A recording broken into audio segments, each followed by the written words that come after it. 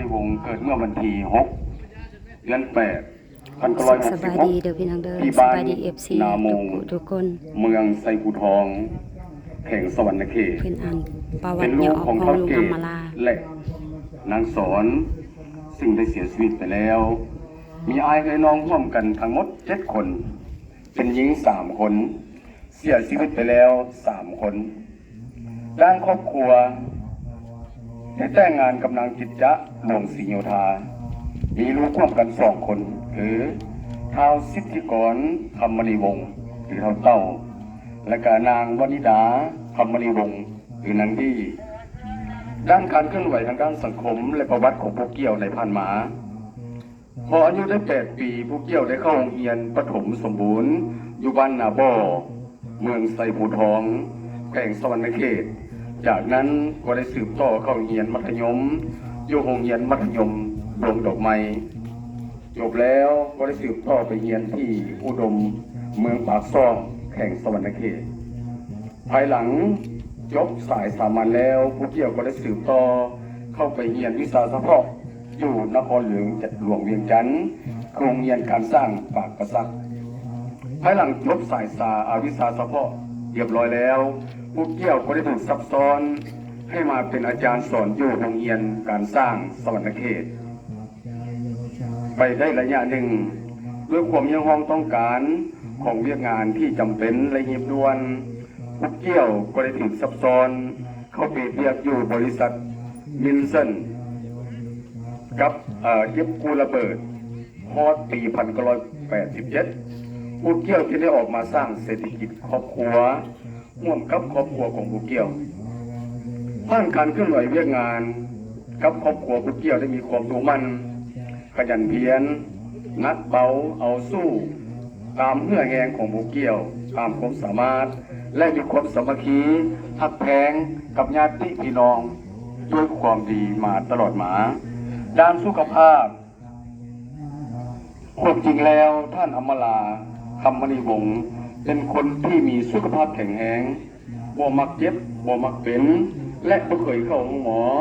อย่างเป็นปกติเทื่อตกมาช่วงระยะเดือน3 ปี 2025 นี้ผู้เกี่ยวได้มีอาการเจ็บหัวบางคราวครอบครัวลูกเมียญาติพี่น้องก็ได้แนะนำให้การช่วยเหลือและนำพาผู้เกี่ยวไปปิ้นปัวอยู่จนตลอดระยะวันที่29 เดือน 3 2002ผู้เกี่ยวได้แบบย่างกระทันหันรวมอายุได้60 ปีต่อไปนี้เพื่อแสดงความคิดทอดคิดถึงเพื่อแสดงความไว้อาลัยถึงดวงวิญญาณบุญงามความดีหลายจะได้ลุกขึ้นเพื่อกบหัวไว้อาลัยแก้ดวงวิญญาณของผู้เกี่ยวขออินเสิร์ทุกท่านก้มหัวไว้อะไรถึงดวงวิญญาณของสหายอัมมาลาคำมณีวงศ์ในครั้งนี้3 วินาทีปฏิบัติพักต่อไปขอเชิญทุกท่านเข้าสู่ทางด้านศาสนาเลยบอกจะอีกท่านหนึ่งข้าพเจ้าขอตั้งหน้า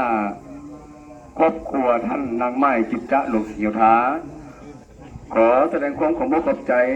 และก็ตั้งหน้าครอบครัวนางอุตมะหลวงศรีโยธาขอแสดงความขอบใจและก็ตั้งหน้าครอบครัวพระเวทศรีหาราชครอบครัวนางนุ่ยวงภูธรขอแสดงความขอบใจจ้างล้นเหลือมาณโอกาสนี้นำบรรดาท่านแขกผู้มีเกียรติญาติพี่น้องทางไกลและไกล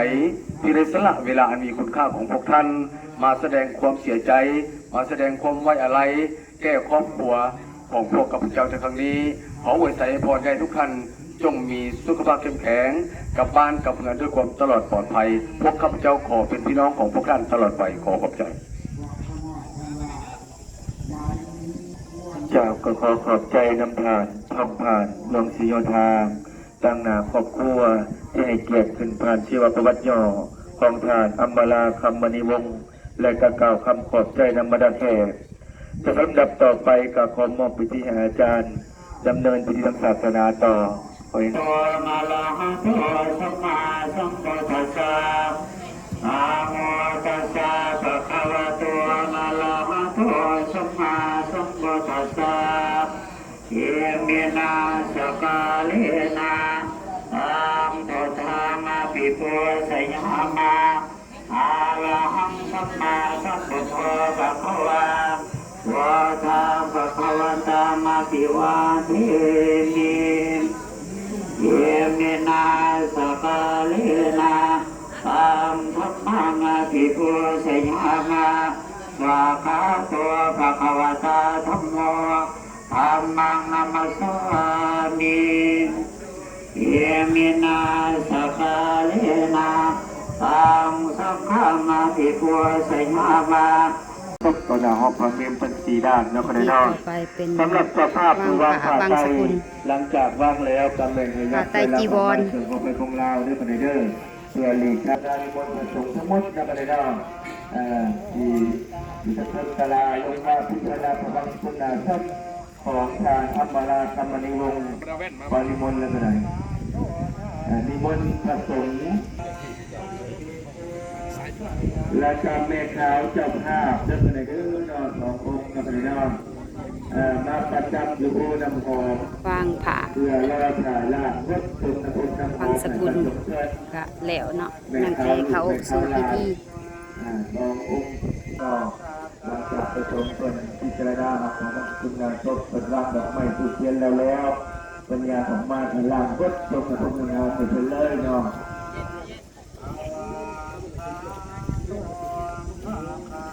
พอดีเพื่อนยกในมือเรากับพระเจ้าเลยจับขอที่โอกาสตั้งหน้าเจ้าภาพ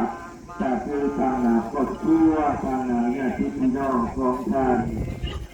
อัมบาราคำนี้เรียกเราได้ไม่ยากจงบันดาลจะแม่นมือวันเสาร์วันที่5 เดือน 4 ปี2565เนาะเป็นมือตั้งนะพระเทวดาการวันอาทิตย์ประตูเดือน 4เริ่มในเวลา7 โมงเช้าจะได้มีพิธีตักบาตรถวายสังฆทานเดือนตุลาคม7 องค์การที่ว่าสำนึกถึงพี่น้อง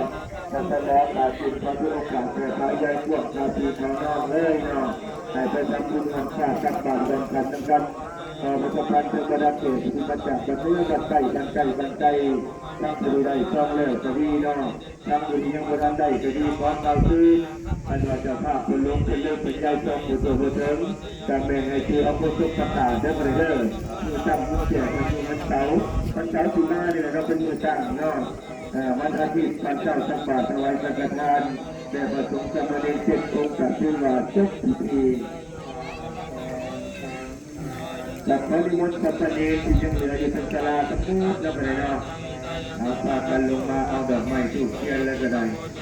และกับพ่อขาวแม่ขาวเด้อที่ยังเหลืออยู่ทั้งศาลาทั้งหมดหลุมยางน้ำหลังสมณีบวชใหม่ลงมาเลยลงมาเอาดอกไม้ทูบเทียนกลับไปวางแล้วไปเนาะเอามาเลยอันนี้บวชใหม่เข้ามาเลยพ่อขาวแม่ขาวก็เข้ามาเลยแล้วก็เลยเด้อหลังจากวิจักพ่อขาวแม่ขาวแล้ว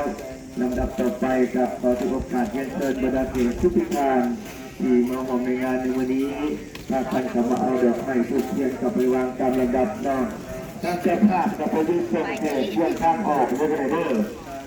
ถ้าท่านประเมินสร้างได้ผมก็ปลอบใจกันมาดังเสกเลยนะครับเจ้าภาพนอก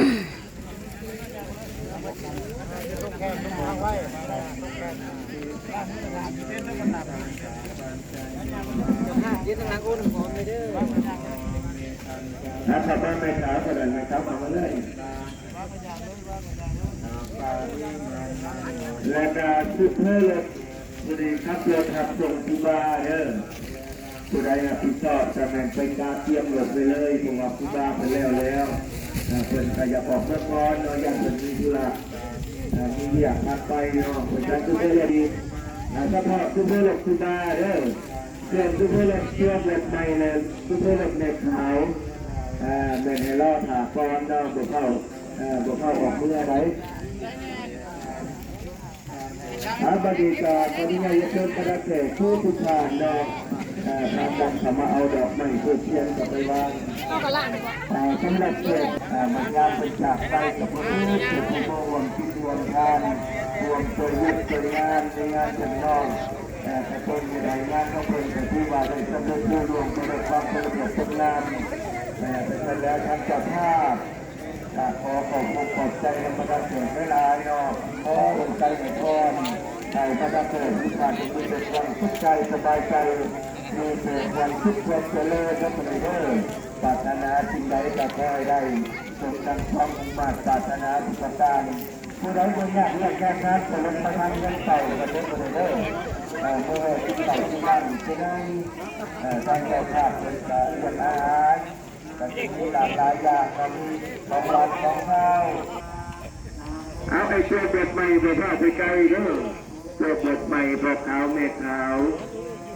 เช่นหน่อยพากันสมาถ่ายรูปเนาะญาติพี่น้องกันเป็นเดียวกันนะเพื่อนเนาะคือเป็นเกียรติอยู่ร่วมถ่ายรูปน้ำลูกน้ำหลานก่อนเนาะ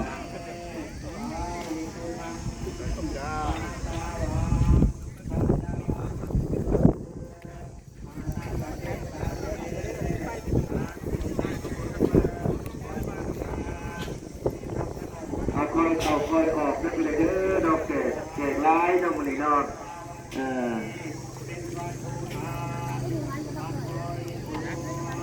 ขัดเจ้าจักเจ้าของผู้ใดดีเด้อมาเอาน้ำปูสดเด้อที่เป็นยามาฮ่านี่แหละเนาะพี่น้อง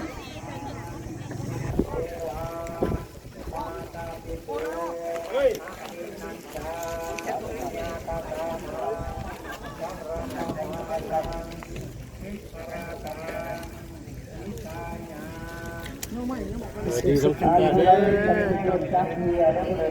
ไปสู่สุขติเด้อลุงเด้อไปสู่ภพภูมิที่ดีเด้อลุงเด้อ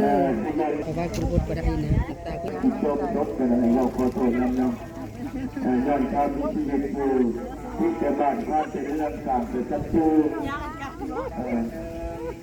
มันยังจากไปกับพวกที่เป็นปุ้นโตกับพวกนี้ผมว่ากินน้ำอะไรน้องย้อนเพิ่นบุญความกำลังมีหมู่ผู้ลูกหลานเนี่ยที่น้องเนาะ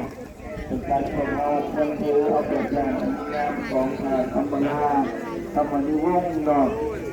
วางดอกไม้ทุกเดือนไปโดนเลยก็ยังประวิตรอยู่เขตเนาะถือว่าเป็นแบบอย่างที่งามในเรื่องในร้านหาไปไปช่วยบทใหม่พากันเขาถ่ายรูปเจ้าบันช่วยบทใหม่พอขาวในขาวได้ใน คลิปนี้ก็ยาวเนาะประมาณจะขอจบไว้สำนี้ก่อนเด้อ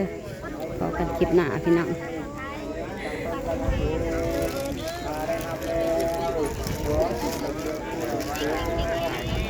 ขอให้ทุกคนมีแต่ความสุข